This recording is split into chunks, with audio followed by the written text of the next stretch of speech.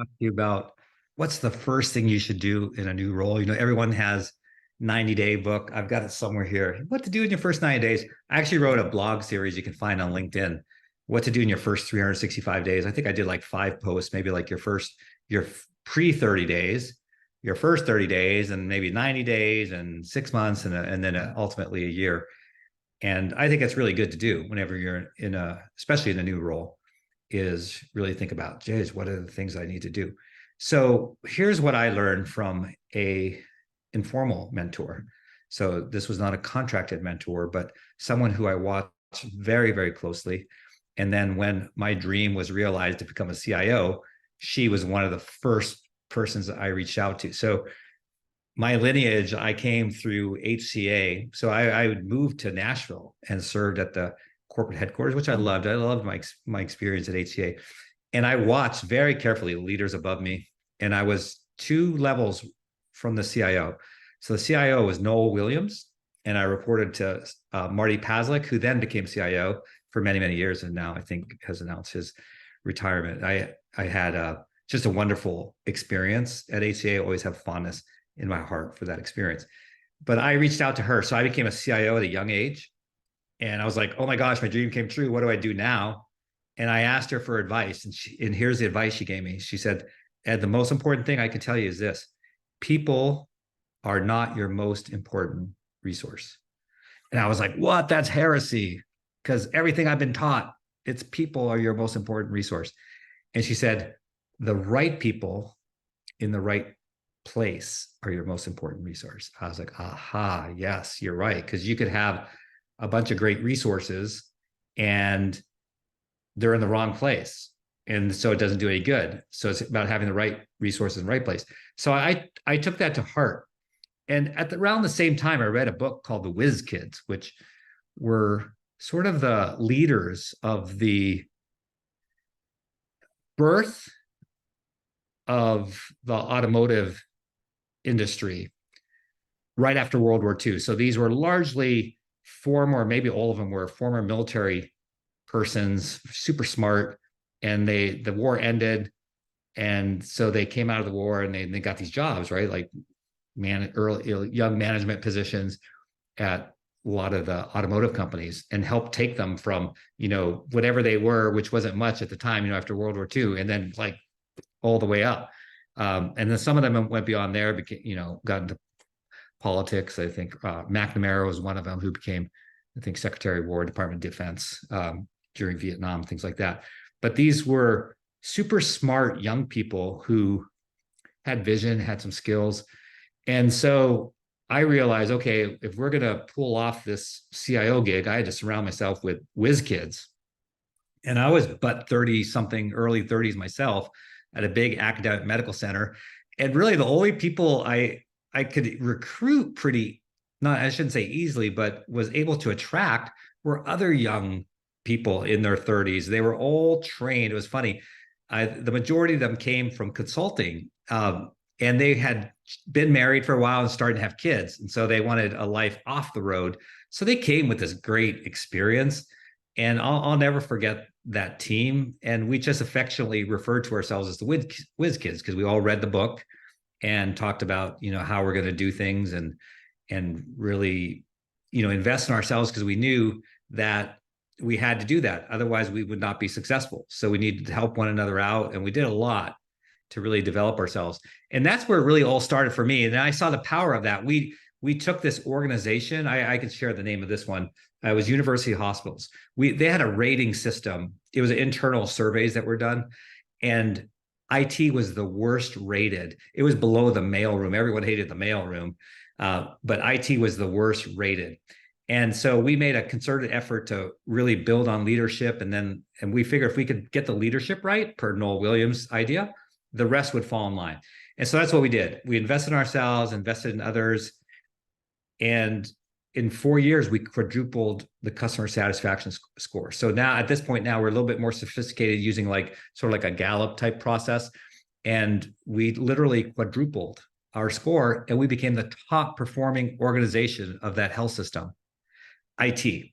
And it was so spectacular that it got written up by Gartner. It became like, I'm sure if you go to the Gartner archives and look up university hospitals, you'll find that case study, how we quadrupled customer satisfaction in 4 years. Took that same philosophy to Texas Health.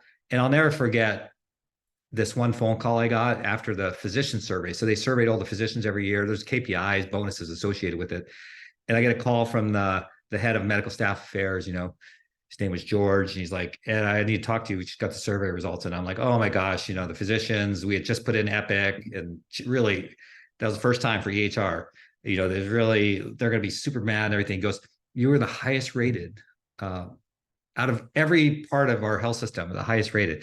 It's like, whoa, wow, how did that happen? Well, it happened because of people and really building into people and developing people. And that's the lesson today, or this episode, is if there's one thing you really need to do is develop leaders, because one is too small a number for greatness. That's attributed to John Maxwell. And you need a team.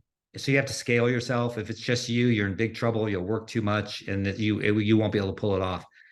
If you want to have life balance and really long-term success, you have to invest in other people.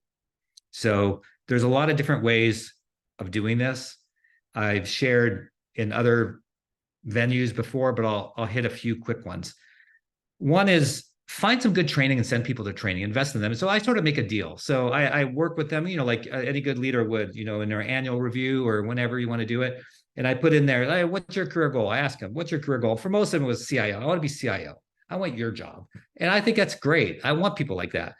And so, but whatever it is, maybe it's, one of them wanted to be hospital president, which he then became hospital COO. Whatever it is. And I make a commitment. I say, I make a commitment. I'm going to help you achieve that. And if I make that commitment, I want you to commit to me to help make this the best place. And, let's blow this place up in a good sense. And so I make this explicit agreement with them. And so part of that is investing in them. So I invest in them. And for sure, I send everyone off to a good CIO leadership training, leverage Chime boot camp, which I found personally super beneficial. And so that's one thing, right? Send them to training. The second is give them opportunity and face time. So a lot of leaders are afraid of this because they're really insecure. They don't want to give them face time, like with the executive team. So if you sit on the executive team, bring in your direct reports now and again, and let them show off the good work that they're doing. That's really important. Plus, it develops them, gets them over their fear, over their insecurities, but gives them that face time so that, they'll feel comfortable at some point in the future being a CIO because they already have this experience, presenting to the board, presenting to the C-suite, executive team, whatever you might call it. So definitely doing things like that, doing a lot of cross training. And so what I would literally do is, let's just say typically a CTO has, data center, maybe in the old days, cybersecurity, the different pieces, mainframe, networking, telecommunications.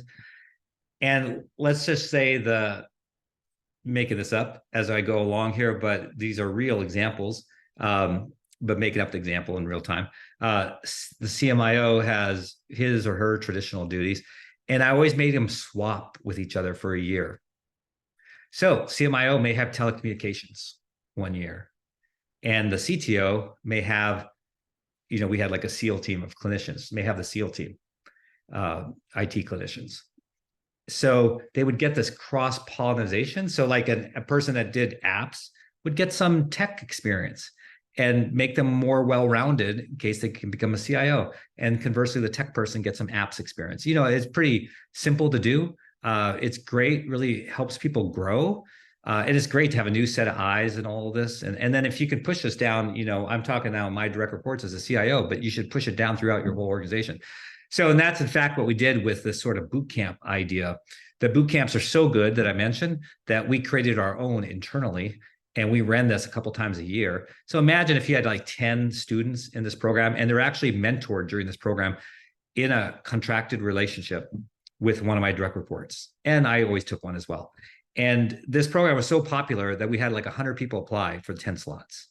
I'd have people be getting letters of references, from hospital presidents and SVPs. Let this person in.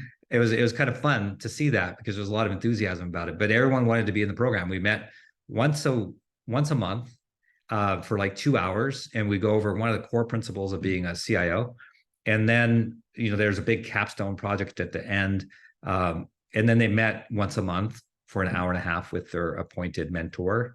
And so imagine doing this for 5 years. So now you've got, let's say if you run it once a year, you now have 50 more people trained in leadership. So this is how you do it. It just becomes a natural fabric of the organization. And that's how I was able to achieve the success that I did at these various health systems. Wasn't because me, wow, is someone great. No, I'm average. I've said that many, many times in different venues.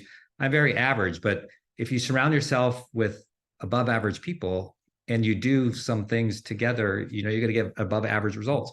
So as a result of doing all this, I've wrote about it before. And so I actually counted. I know I'm missing some people, but there's 19 CIOs today in healthcare. Well, one of them went outside of healthcare as a CIO, but 19 that are CIOs that used to report to me. And the benefit was, yeah, of course they had a personal benefit because they became a CIO and fulfilled their career goal. But I benefited, my organization benefited because while they were with me on my team together, they gave everything they had. So you really got to build into people. The other thing that's really important is the power of your words, and never discount that. I'm going to give you one example where I do a lot of mountain climbing, and I had a 99% success rate. So, not that anyone should know a lot about mountain climbing, but I'll just tell you really quickly. Depends on the mountains, but we did big ones like some of the seven summits, highest peaks in the world. You have about a 30% success rate because something can go wrong. You can get random sickness, you can get bad weather, logistics, something happens. It's too tough, it's hard, you give up, whatever. So we had a 99% success rate over several years. And this included 3 of the 7 summits and about 10 to 15 peaks of significance, like over 4,000 or 5,000 meters. So people ask me, how'd you achieve that? I think one of the reasons is the night. So usually you eat and you try to go to bed early because you're going to get up at 1 a.m. to eat again and climb. And so that day before that last meal, in front of everyone else, I would go one person at a time and speak life into that person because they're listening to you. You're their leader. They want to hear from you, and they want to know that you believe in them. They want to know that you have high expectations of them, and they want to know that you're proud of them. And so rather than wait until after we summited and say it then, I told them before, and I would just literally go down one at a time. And it was emotional every time. I just get emotional now thinking about it. But I go down one at a time and say, Amy, the reason you're on this team is because your joy and your laughter is infectious. And we know in the hard times, we need to hear that laugh because it's getting really hard. And, she knows, oh, I'm important to this team. I have value on this team. And I go to the next person, Frank, you're the most senior climber we have. When the tough gets tough and we're all ready to turn around and quit, and what happens to me, I'm looking at you. And even though words may not be shared, I'm looking at your face, I'm looking at your strength, I'm looking at your pace. And that's what keeps me going. And it's the same for the rest of us. So Frank knows, he's setting the pace for us. He's the senior climber. So you do that with your team. Ron, cybersecurity. Oh my gosh, I can't believe how amazing of a job you're doing in this environment today. I think you get the point. It has to come from the heart. It's not manipulation. It's got to come from the heart. Because don't you want to hear that from your boss? I love it. When my dad would affirm me, and he still does today. It was always like a crying thing. I'm like 50 something years old, and my dad is like 90. always tries to end our time together by affirming me. I still cry like a little baby, to hear it from your dad. And people want that too. They may say that everyone tries to be stoic and say, it's that you keep that personal stuff out of the workplace. But no, people need to hear it and they want to hear it and they'll receive it.